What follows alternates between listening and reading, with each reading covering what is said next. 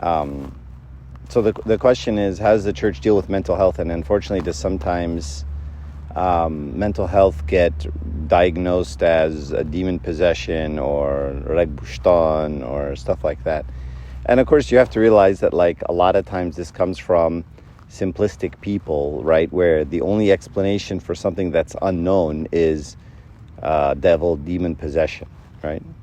And of course, you can imagine it, right? I mean, you see someone who's acting in a certain way, right? I mean, and you're like, oh, you're not, and I imagine 100 years ago, someone who was autistic could be labeled as demon possessed, right? Because of the way they're acting. Obviously, that's just rooted in ignorance, And I think the clergy are getting much better at punting when something's outside of their wheelhouse. So, a little while back, the clergy were sort of the clearinghouse for everything, right? Who do I marry? Which car do I buy? Which job do I take? Everything, right? And even I have a problem with my wife. I have a problem with my son. My son is on drugs. My son is whatever. And the priest became the center of all those things.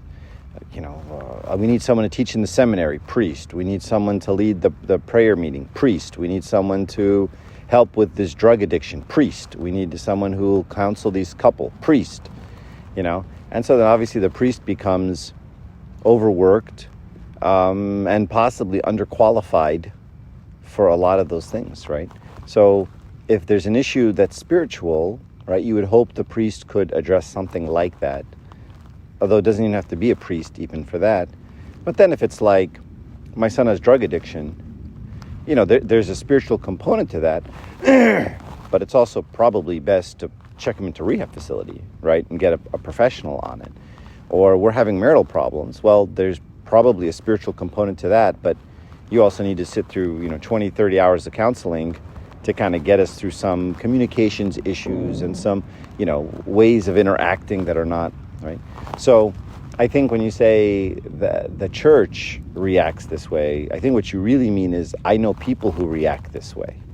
And I'll finish the sentence. I know people who aren't very thoughtful who react this way.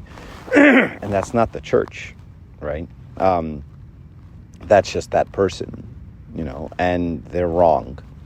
And unfortunately, the wrongest people seem to be the most confident, the loudest, and the most aggressive, and the wrongest, and it's just kind of a gift that we have in our Coptic community, that the people saying the wrongest things in the church are saying it the loudest and the most forceful, and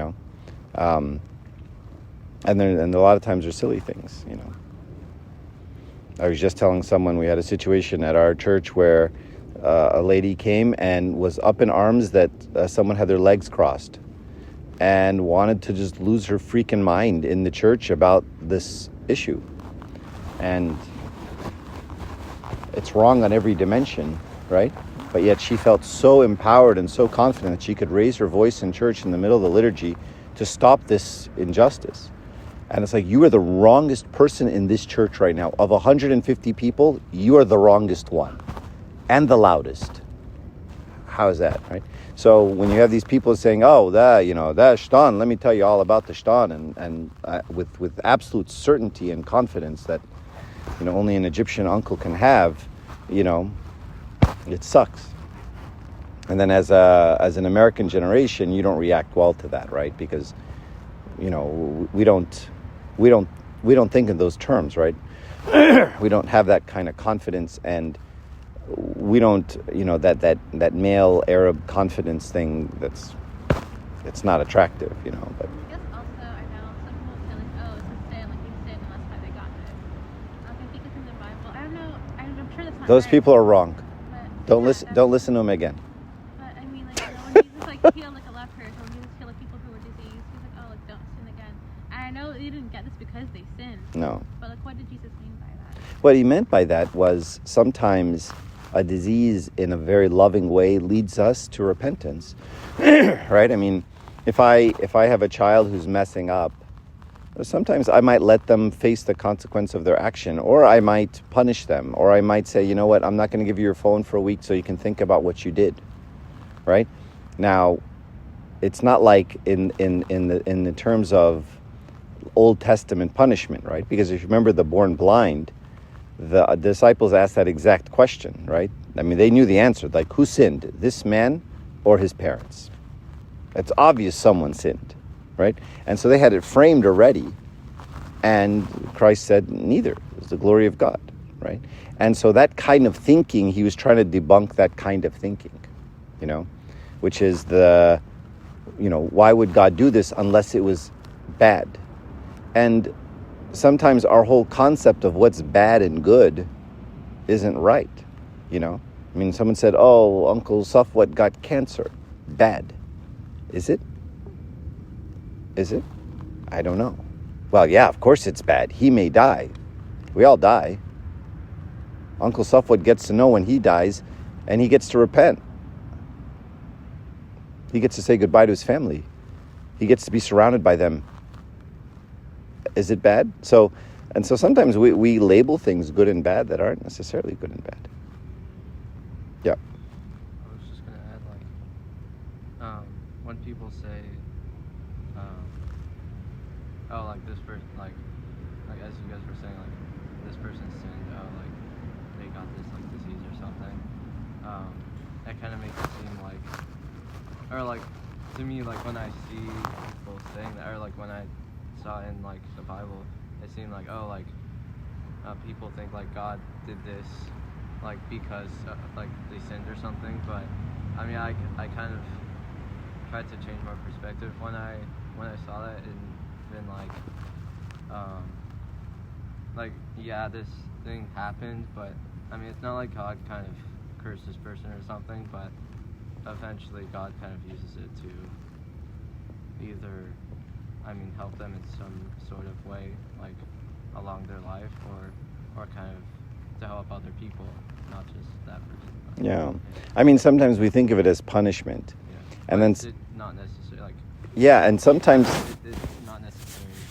Yeah, and sometimes it's reinforced by people like Shuf Rabbina, see what God did to you, this is what happens when you, and sometimes, unfortunately, parents will use it like, see what happens when you disobey me? You see what God does when you disobey me? And now they're using God in a very horrible way as leverage against another person, and they're just trying to get you, they just want to control you, and so they're going to think God's on their side to control you. And it's a control mechanism, right? I was just going to say, that, the thing, or, that was, a big thing, because before, I used to kind of have, used to not be, not paranoid, but, used to think, oh, this bad thing happened to me, recently, there must have been a reason, I must have did something wrong or something, I must have, wronged someone for God to kind of put this in my way or something, but, I don't know, I guess I tried to, later on, I kind of had to learn eventually that, yeah, this thing happened, but, God probably used it in, I don't know, some sort of, God always has a plan, so it's, I try not to, make it seem like, oh, it's because of my sin that I don't know, and it wouldn't necessarily be something big, but, oh, I didn't do well on this test or something, or I don't know, or got hurt or something, but yeah, it's just sometimes it's hard to think positively about those situations, because obviously it's you're in a bad situation, it's you're already down, you already have kind of a negative attitude towards it, but you kind of just try to think, oh, how could this help me, or kind of how can I learn from this, or how can I help people? Yeah. So. And I think it's always very fruitful to kind of dissect the situation, right? Especially when something goes wrong with a friend or a relationship, and just kind of say, what could I have done better, and how could I have avoided this fight, and how could I have reacted in a better way? So kind of processing your own emotions, especially I like to do it at the end of each day, right? Where I just kind of go through the day I think about the things I messed up on, the arguments I had, maybe things I shouldn't have done. And I just kind of process it and kind of think, where did it go right? Where did it go wrong for me, right? And that's always, that kind of introspection is very good. But you also don't want to stick that into, explaining God, right? Well, oh, God did this because, oh yeah, that's because that morning I cussed that guy out. And so that's why, 7 hours later I got the parking ticket, so God, because that's how you lose your mind. Sometimes beyond our understanding. Oh, sometimes, right? Yeah. I'll take it a step further. If it's in your understanding, then it's not God, right? It kind of can't be, So it's almost it's hubris, but it's almost blasphemous to sit there, and say, well, let me explain to you why God did this, right? And so I'm usually not a big fan of that sort of thing. Oh, God's doing this to humble you, and God's saying this because of that, and people love to be God's lawyer and explain to everybody why God's doing things. And it's like, you're not God, bro, and you're not even very smart, and what you're saying is manipulative sometimes, and so I've mentioned this before, I always got very frustrated when people are like, oh, let me tell you why God gave us COVID, and I'm like, what a stupid thing to say, you're really gonna finish that sentence and answer why 7 billion people had a plague hit what?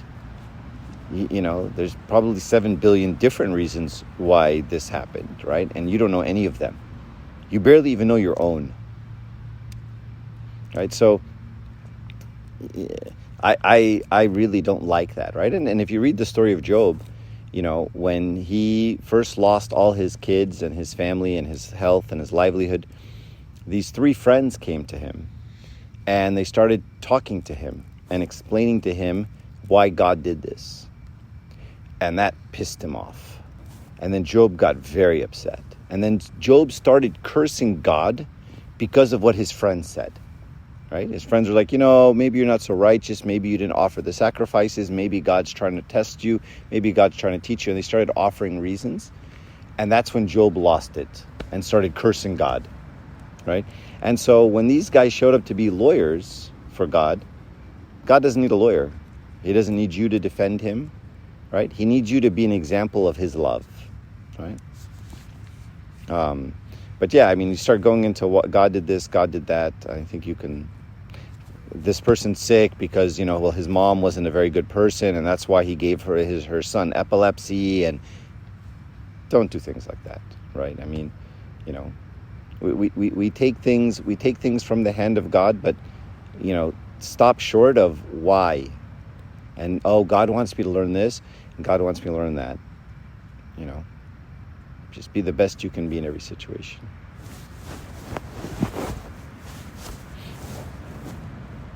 Does that answer your question? Is that helpful?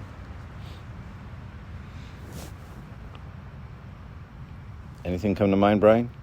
Lisa? How about you, Spiro? You want to know what the difference is between one nature, two natures, monophysite, miaphysite? Any deep theological questions?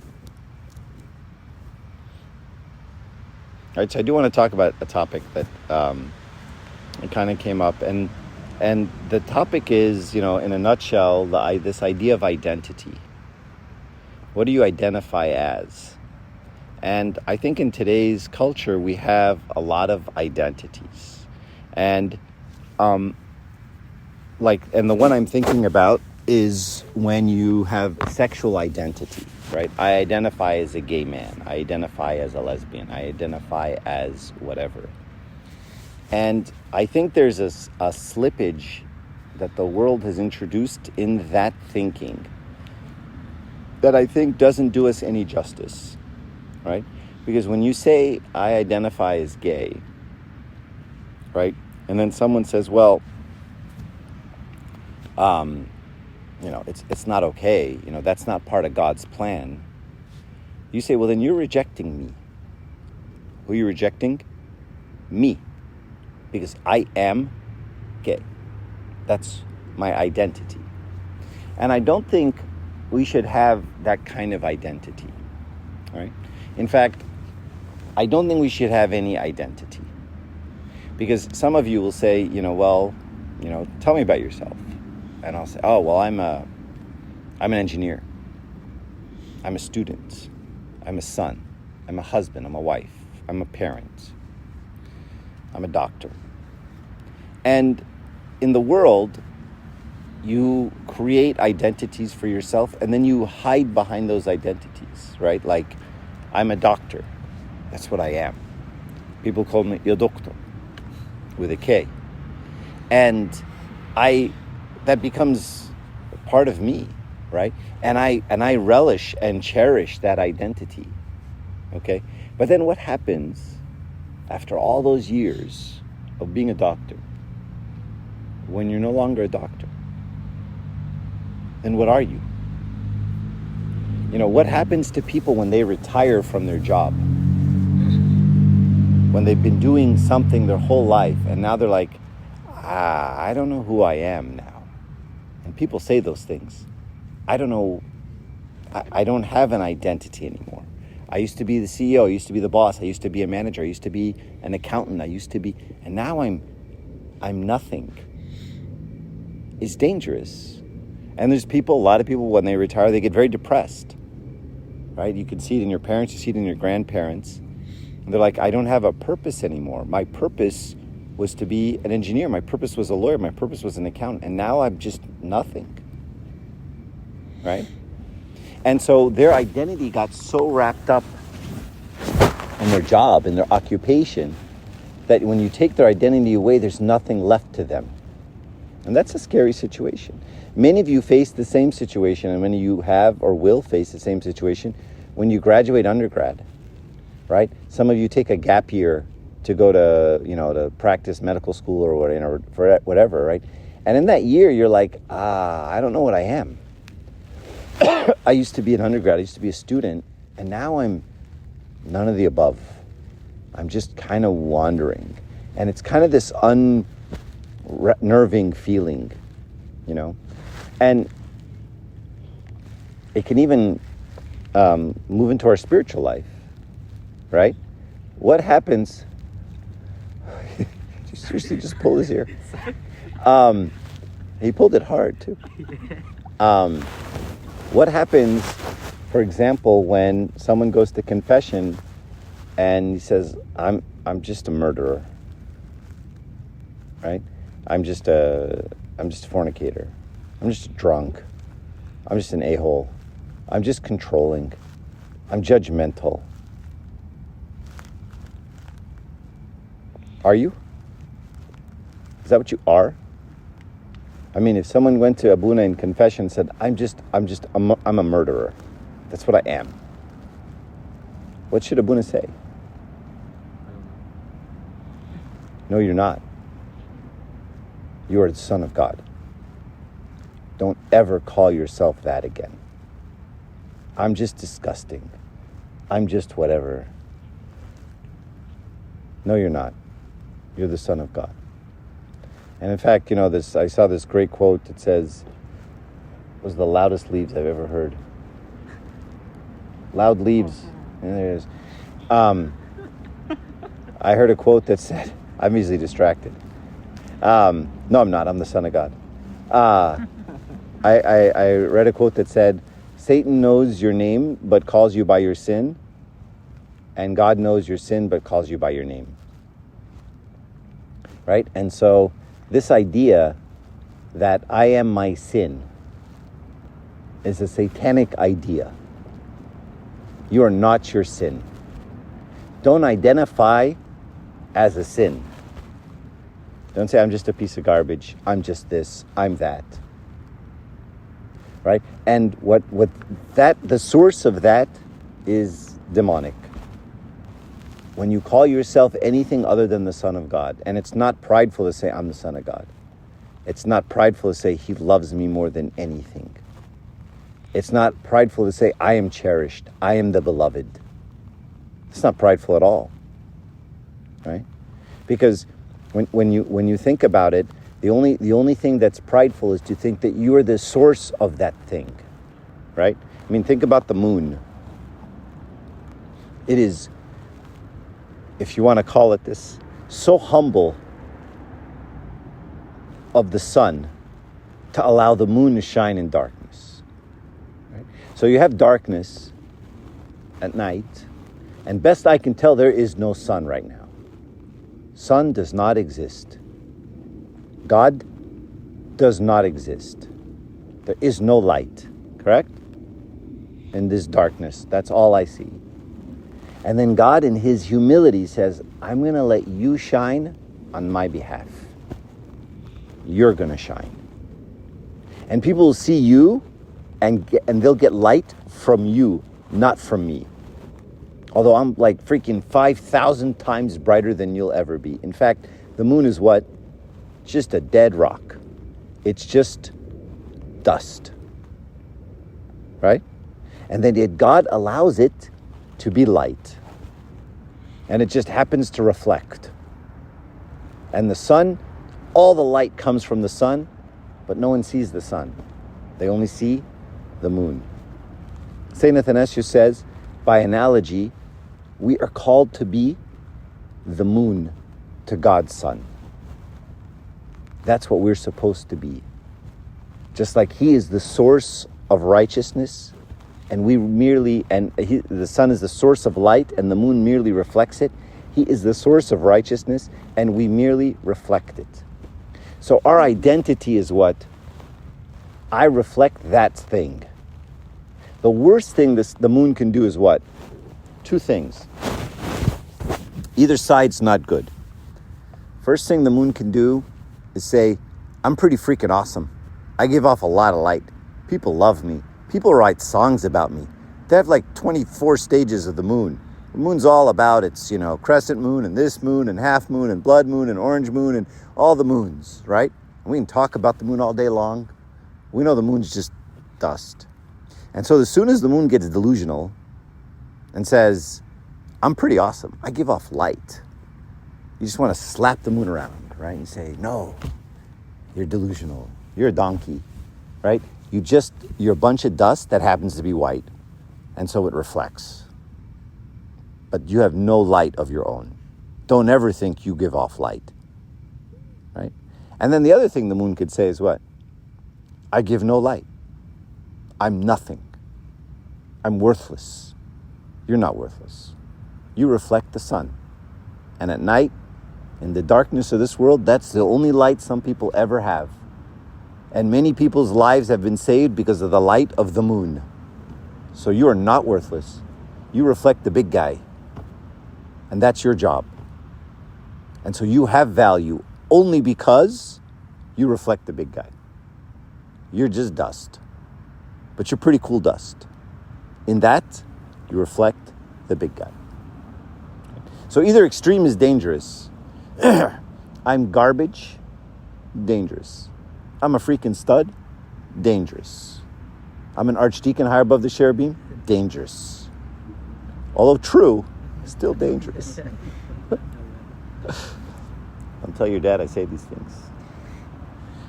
I actually tell him. Tell him what's up. Right, so either extreme is not where we're called to be, right? So what's my identity? My identity isn't, I'm just, a sin. Don't ever call yourself a sin. You're better than that. And don't ever call yourself a job. You're better than that. Don't say, I'm just a dad, or I'm a son, or I'm a daughter, or I'm a husband, or I'm a wife. You're more than that. I'll tell you guys a story about Abuna B'Shoy Kamel, one of my favorite saints. Some guy, Sunday school teacher, slapped a kid. I told you guys a story? Huh? Which time? In Egypt, when a kid doesn't behave, what do? You slap him. Taba. Because that shows them the love of God, and it's an example for them in the future. Right? So, that's sarcastic. So, this guy slaps him. And so Abuna B'Shoy Kamel heard about this kid getting slapped by the Sunday school teacher, takes the Sunday school teacher aside and says, do you know whose kid that was? That you slapped? He's like, oh, is his dad like some big shot? He's like, yeah. Do you know whose kid you slapped? He's like, oh my God, is he like one of the deacons? He's like, no, bigger. He's like, bigger? He's like, an archdeacon, high above the cherubim? No, bigger. Is his dad a priest? Is dad one of the priests? Bigger. Bishop, that's bad. Is his dad like in the like the police? Like in Egypt, the police, the shorta is a big deal, right? Is he like an officer? Bigger. Is he an officer in the army? Bigger. Is he part of the political establishment, part of the Hakuma? Is he like some minister or something, like a mayor, what, governor? Bigger. You slapped the Son of God. And the guy goes, whatever. But you see how Bunab Shoy Kemet sees them? They're his kids. They're God's kids. Right? And so he sees every one of them being very, very, very valuable. Not because they are very valuable. They're just dust. They're just the moon. But they're the Son of God. So that makes them valuable. Right? So when the king marries the harlot and makes her queen, is she a queen or is she a harlot? She's both. But she can never dwell on either one of them. She can never say, I'm just a harlot. Because you're not. You're the queen. And the moment she thinks, I'm the queen, I'm better than you, say, honey, you used to be a harlot. He made you a queen. And so you have to be right in the middle. You have to walk that line all the time. That's our identity. We're neither saints or sinners. We're both. But we aren't one or the other. Make sense? And so part of the problem that we see in this movement is that your sexual identity becomes your identity.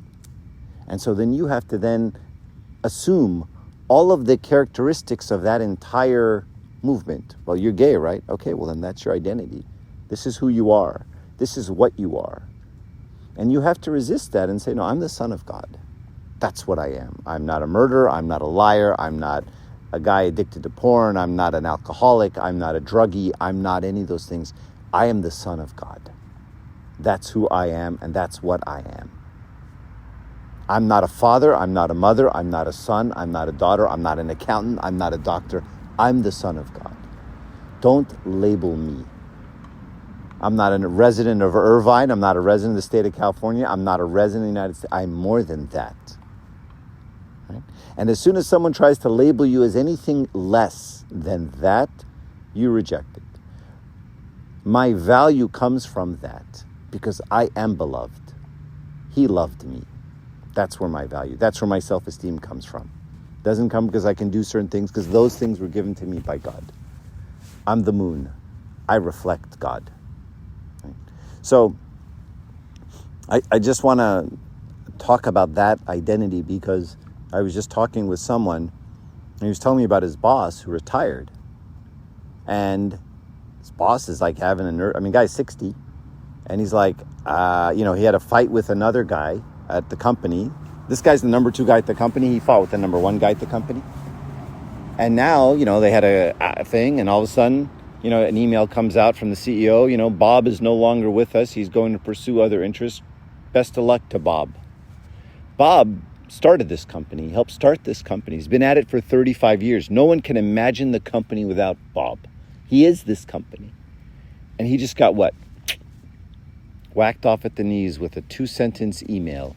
He's no longer with us. And he doesn't know what to do with himself. He can't imagine his life. He's like, I don't know who I am. I'm this company. Been here 35 years. This is who and what I am. And so when I think about this, I'll end with this.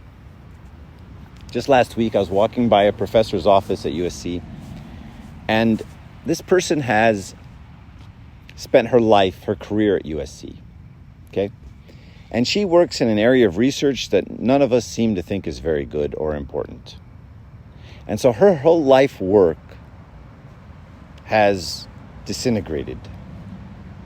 All her service to USC, she's just now known as this crotchety old professor who fights with everyone and who yells at everybody.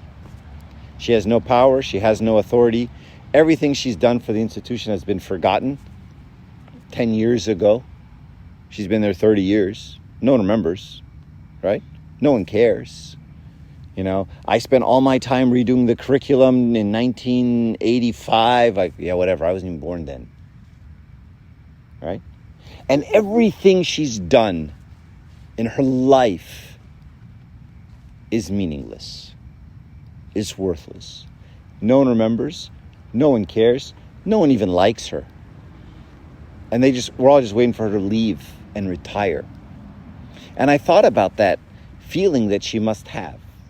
I just watched her and I thought how horrible that must be when your life's work, blood, sweat, and tears, all the time you poured into it, all the time you didn't spend with your family, all the time her health is suffering, she poured into USC. And now USC does not recognize or like her. And they just want her to leave. How does she feel? Everything she did is gone. She poured her life into something, into research, into academia, and it's gone. Is that going to happen to you guys? Yeah. You're going to pour your life into something. And then at some point, it's all going to be gone. And in like 3 years, people are like, oh, did you? Weren't you? You're like, yes, I was. And you hear them talk. I used to be the chief resident of the blah, blah, blah. And I want to tell you my resume because I am inadequate. And I feel like garbage. Because I'm not going to let 35 years go by without me telling everyone who will listen to what I did and who I am. So let me take it a step further. Can that same thing happen at church? Can you spend your life serving, working, trying, and then new priest comes, kicks you out of the service, and then you're done? People are like, oh, did you serve at this church? Like, I started this church. I'm the founder of the... What's your name again? Who are you? I'm Besh Mohen, such and such. Right? And do those people feel sidelined? Marginalized? Yeah. And will they talk to anyone who will listen about how they used to be, I'm the one who picked this abuna, and I'm the Amil Khidma, and I used to be the lead deacon, and I used to run this place, and I was the only one who came on Wednesdays, right? And now who are you? We don't know who you are, uncle. Can you step aside? The 17-year-old wants the mic. Can you stop leading? Can you shut up? Can you stop talking? Does that happen? Does it? Of course. Those people feel marginalized? Yeah. So then what? Is it wasted?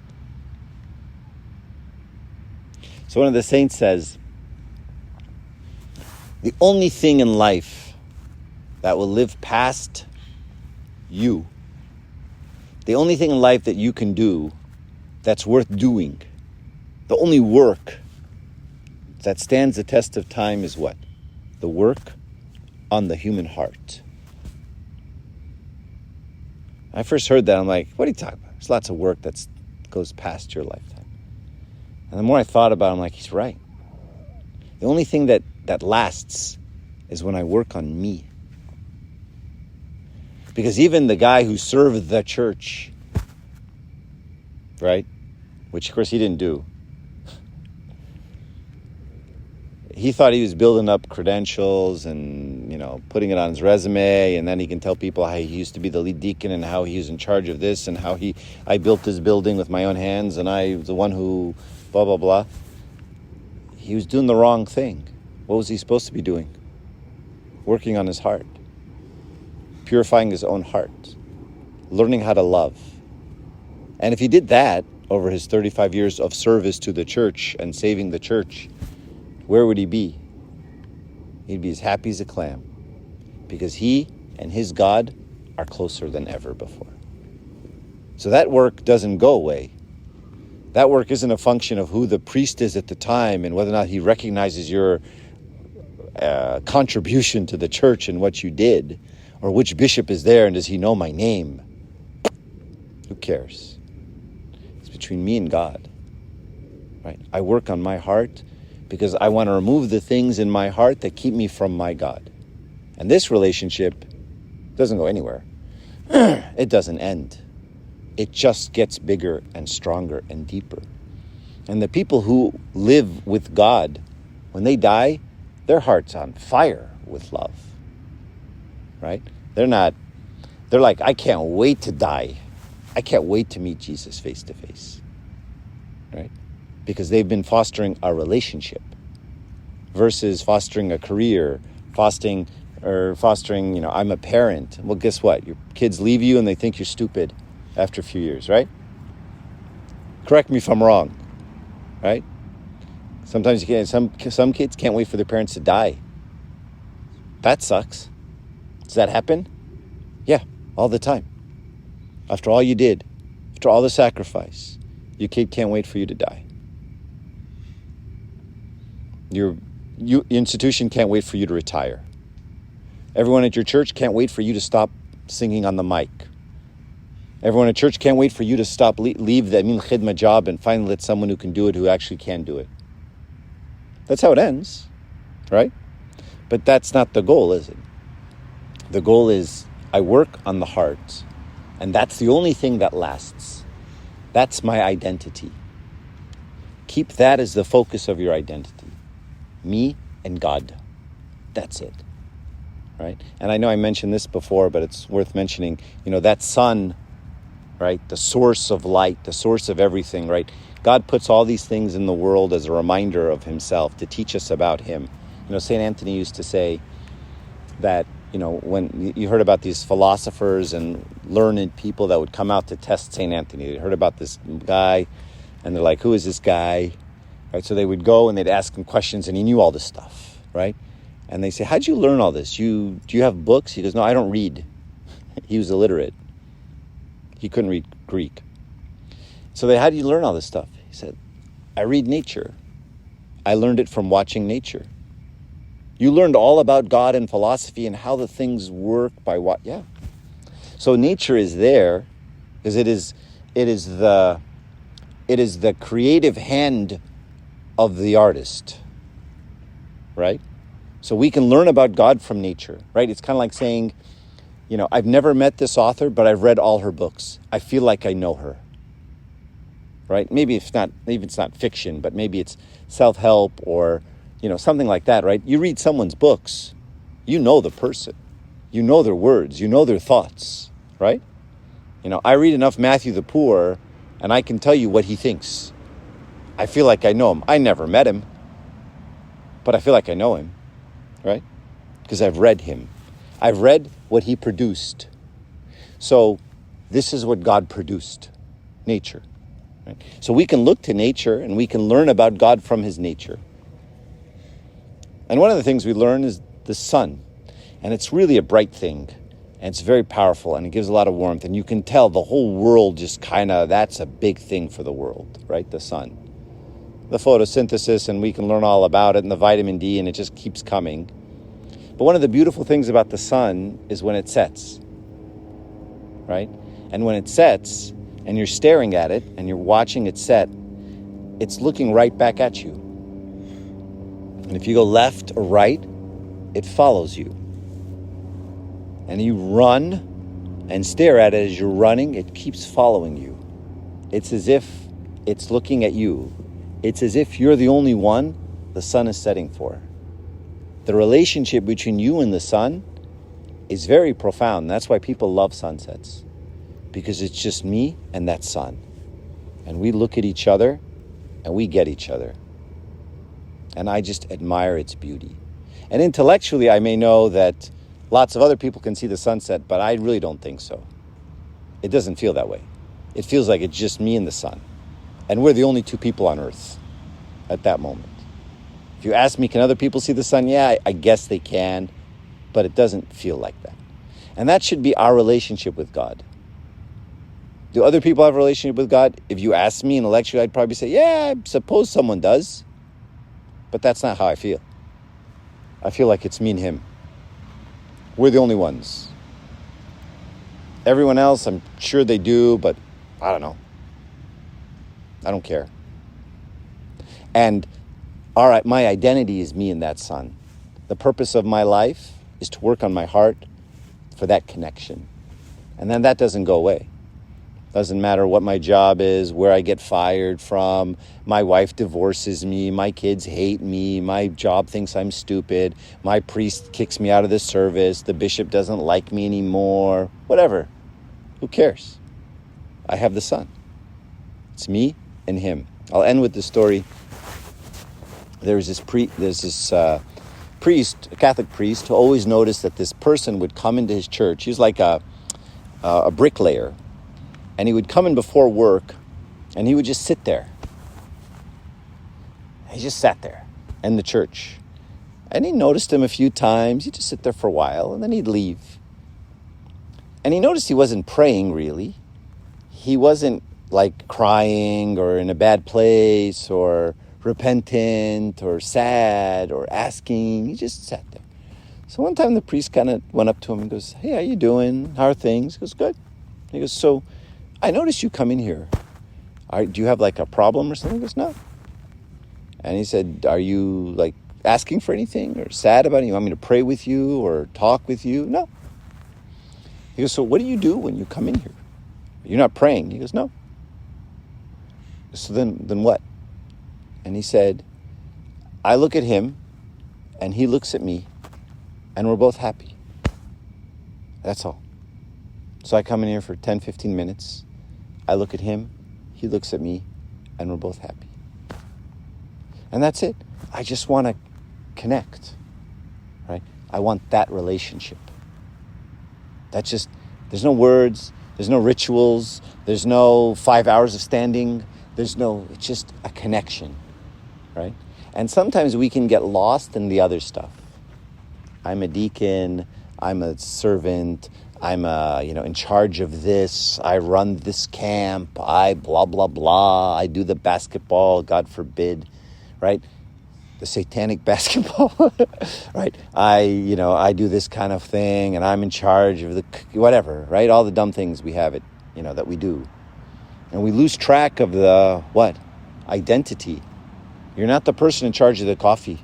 You're not the person who runs the basketball league. You're not the Sunday school teacher, right? You're the son and daughter of God. That's your identity. Right? And if the other thing changes, I'm not the basketball coach anymore, who cares, right? That's not who I am. Anyway, I've gone on long enough. Does anybody have any questions or comments? Other questions? Non-specific or specific? Different topic?